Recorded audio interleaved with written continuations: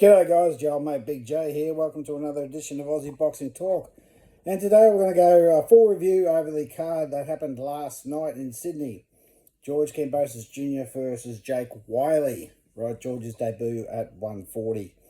We also had Skye losing, surprisingly, yet not surprisingly, losing her WBC featherweight title to Tiara Brown after a split decision, a loss. The American is now the new WBC featherweight champion. Turamoy obviously knocked the living daylights out of the Fijian fellow that he fought. There was no surprises there. Shanika Johnson, to my surprise, actually dominated and retained her WBA bantamweight title after her rematch with Nina Hughes, leaving no doubt that Shanika is the better fighter. And the fight of the night between Amir Kavav, I think his name is, a Chechen Russian guy who's part of George's camp, and the Artinian fellow whose name I can't remember, but I'll start there. That was the absolute fight of the night. Those guys beat the shit out of each other over 10 rounds. It was the first time that Kavav actually got taken to the distance. He was 9-0 with 9 KOs, and he got taken to the distance. The Argentinian guy took some brutal punishment and gave as good as he got, and gave the young Russian kid some problems. I mean, at any time they could have knocked each other out. So go back and watch that fight. It's actually probably the fight. It is the fight of the night. So great performance to start off the telecast. That was on the zone. Then we had Shanika Johnson in a dominant performance in the rematch with Nina Hughes. I think time has just caught up. I mean, time's undefeated.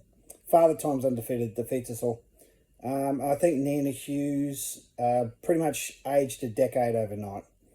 So she is 42, and at that age, I can tell you I'm not that much older. I've just turned 43 myself. You literally can age a decade overnight.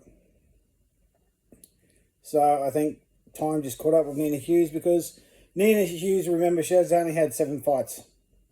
All right, she had a long amateur career, but she's only had 7 pro fights. And she's taking on a younger, bigger, stronger, more experienced opponent, because Shanika Johnson's only 30. Shanika's had 20-something fights. She's had multiple world title fights. She's been a 2-time 2-division champ. So she's had, I was there when she won her belt back in 2022. That was almost 3 years ago now. When she won it off the Mexican, the vacant title.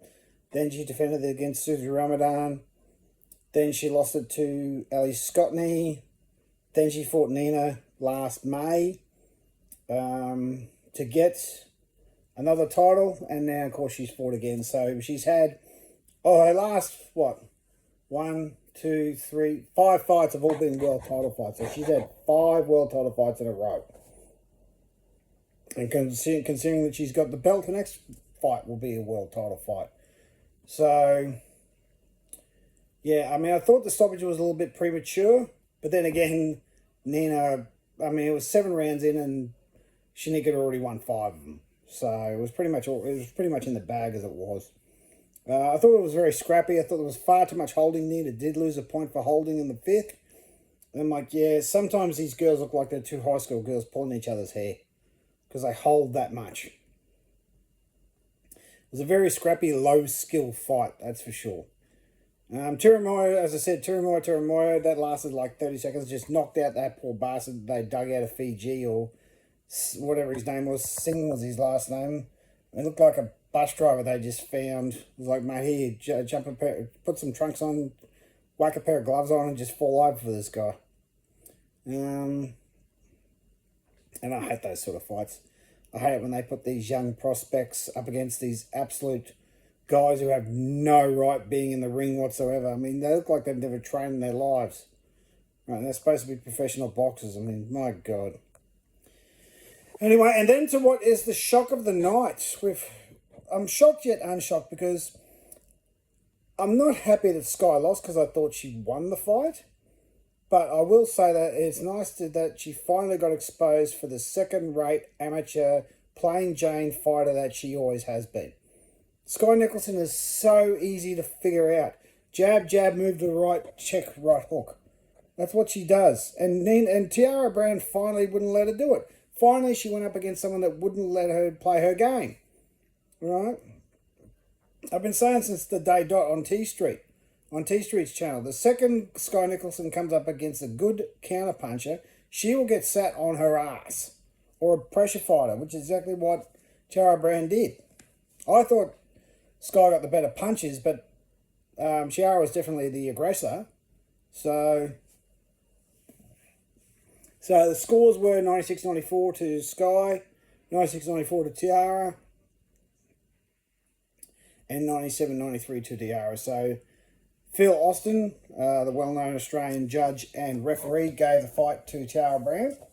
So, you know, if an Australian judge, I mean, well-respected, Phil Austin's been around for a very long time, well-respected judge gives a fight to the American, then you have to go along with it. I mean, I thought Skye won, but, you know, then again, I mean, it was a terrible fight. There was nothing to crow about. The replay value is virtually not worth watching again. The only reason there should be a rematch is because Tiara won. If Skye won, there would be no need for a rematch. And I don't even think Tiara think that she was going to win, because you saw the reaction after she won. It was pure adulation and shock. She's like, really? I won? And everyone was shocked because everyone thought that Skye won. But, you know, that's boxing. And I've never been a fan of what Skye does. I mean, she's an awful, dreadful, plain Jane of a boxer. She just has an amateur style. And finally, she got exposed. I've been saying all along that Tiara Brown will be the one to expose her. And I was right. So, what, I mean, and of course, you know, there's all these rumours floating around that Skye's in a relationship with Eddie. And Eddie's been protecting her all well up until now because she's been matched with dreadful, dreadful opponents. Yeah, I mean, she fought some Sheila out of the Dominican Republic from a YWCA or whatever they're called. So, it's just interesting. I mean, I'm glad Skye finally got exposed, because the one thing I can't stand is boxers who are so easy to figure out and yet they keep winning. And they keep winning easily because no one's prepared to walk up to them and smack them in the face.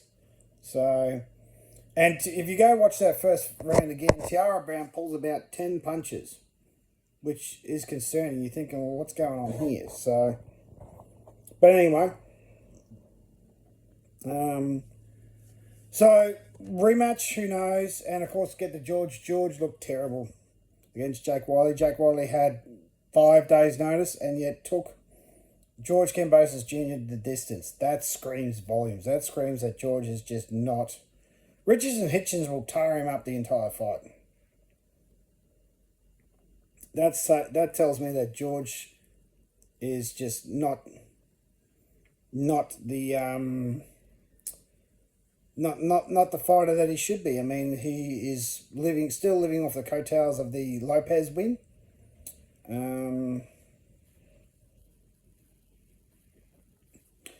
And yeah, I mean, Richards and Hitchens is going to tail him up. I mean, unless he pulls off a complete miracle. I think George needs one more fight at 140 to get prepared for Hitchens, but I don't see it going well at all. I think Richards and Hitchens will deal with George pretty easy. I mean, if Richards and Hitchens saw that fight last night or this morning American time, he would have been pissing himself laughing. He would have been, God, this bloke's going to be an easy beat. So he won the title pretty easily by beating Liam Paro. He's going to have a pretty easy defence in George Kambosos Jr. So, I mean, full credit to Jack Wyille taking on a fight with 5 days' notice.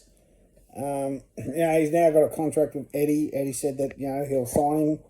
There'll be a deal done on Monday morning. So, I mean, yeah, there's a lot of positives to get out of the card. For my sources, there was only 3,000 people there. 3,000 people for a 21,000 seat arena is complete garbage. That is just shameful. Why did they... It proves that George is not a draw. I don't think he ever was. The only reason George had a draw is because of who he was fighting and the fights that he was in. I mean, I was in Perth last year. Most of that crowd was there for Lomachenko. No one cared about George. Everyone wanted to see Lomachenko. So, yeah, I mean, I wish George all the best, but I think Richards and Hitchens will just play with him all night, maybe even knock him out.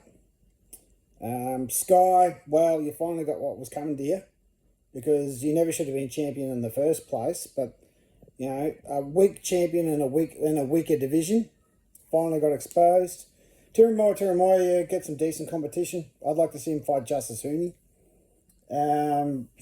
Shanika, she'll just, you know, fight someone else. I don't really care about her, to be honest. And the young Chechen Russian bloke, wish him all the best. I think he's going to be a real talent. So that's it for me, guys. That's the review on the zone card. Yeah, as usual, take the ball, wrestle, crock, and yourselves a fuck up, and talk to you another day.